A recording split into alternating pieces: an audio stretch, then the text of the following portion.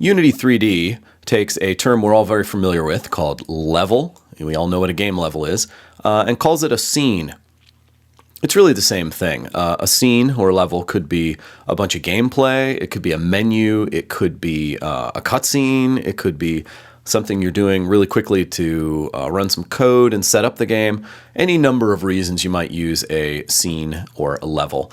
So Playmaker has a really cool load level feature, and it's easy to use for the basic stuff because of course you've got to change from one scene to another to have any kind of interesting game. But there's also some really neat options included. So let's take a look.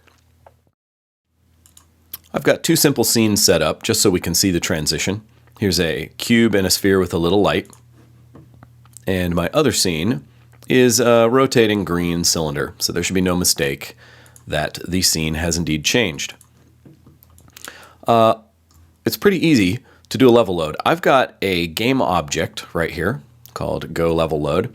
And I've put an FSM on it with a wait action that just waits for 2 seconds and then calls off this state in which I'm going to put a level load. So I will choose load level right here, and all I have to do is type in a name. And right here I'd like to load O1-level load-B. So you can simply type in -B, and that would load the level for me right there. But I can also choose this as a variable. In this case, I already have a variable set up called next level, and it's got that same name in it. So let's use that variable. Now, if I run the scene, it waits 2 seconds and automatically loads the level. So that is the quick and easy way to change from one level to another. And of course, you can call this from any win condition or fail condition or whatever you need. It doesn't have to be off of a timer, of course. Let's take a look at a couple options.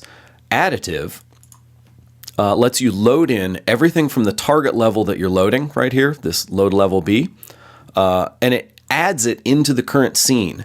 Whereas the first time around, we got rid of everything in the first scene and then replaced it with the second scene. In this case, if I run it additively, it's going to add in that green cylinder, but not get rid of the stuff in the first level. So that's a pretty cool way to add extra content into a level that already exists. Lots of neat uses for that. An async load will load everything in a background thread, and that means you don't have to wait while you unload one thing and then reload the next set of things. This will let you do it in the background, so there could be really good uses for that too.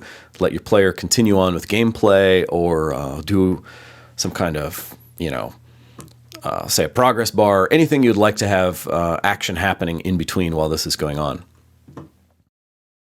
These final two options are related to each other. Loaded event lets you call an event after the new level is loaded. After this target level is complete, it will then fire off this event. And that's really important to have that timing right. If you load in something on your new level, this one over here, and you wanted it to start taking action right away, but everything else wasn't done, then it may fire off that event and you may miss it. So this gives you a really good way to fire off an action. And for instance, what if I had this GUI text here and I wanted to update it to say level loaded? I could add a new state right here, and I'll make it a delicious blue.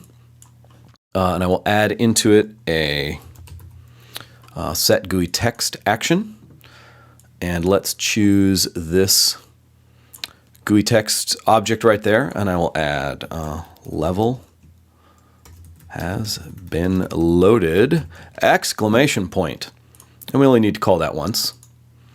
And I'll use this activate text action I already have set up and call that from right there. So if I run it, we're going to have a problem, some of you may see already, is it loaded real quick and then went away. And that's because, if you remember, I am unloading everything. If you load a new level, you get rid of everything in the first level unless you do additive. So of course, using additive would make sure that everything was still in both levels, and then I can see my level has been loaded text. But maybe I don't want to additively load. Maybe I do want to replace everything, but still have this work. Well, that's what this option right here is for. Don't destroy on load.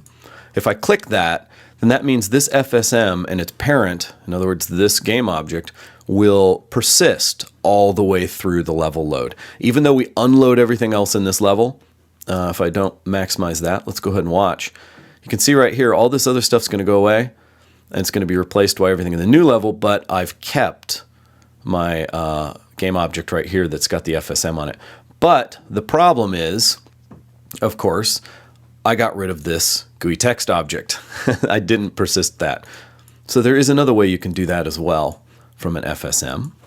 And all you need to do is add a don't destroy on load action. And in this case, just specify the owner. And now if I run it, it's going to persist those two objects and of course let me see that. Even though I've got rid of everything else, I've maintained those two things so that I could send the message.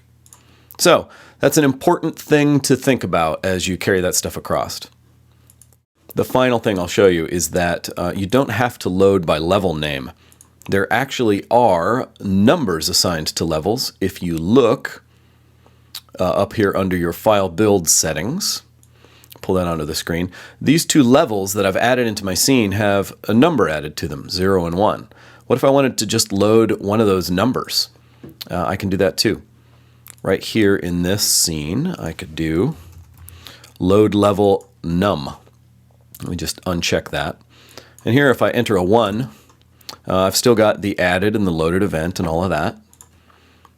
But now it's going to load it based upon its numerical value rather than that name. Now, one caveat here is that those numbers are pretty fluid. Notice A is 0 and B is 1. I can just really simply rearrange these. Now B is 0 and A is 1, in which case it would result in the level reloading itself.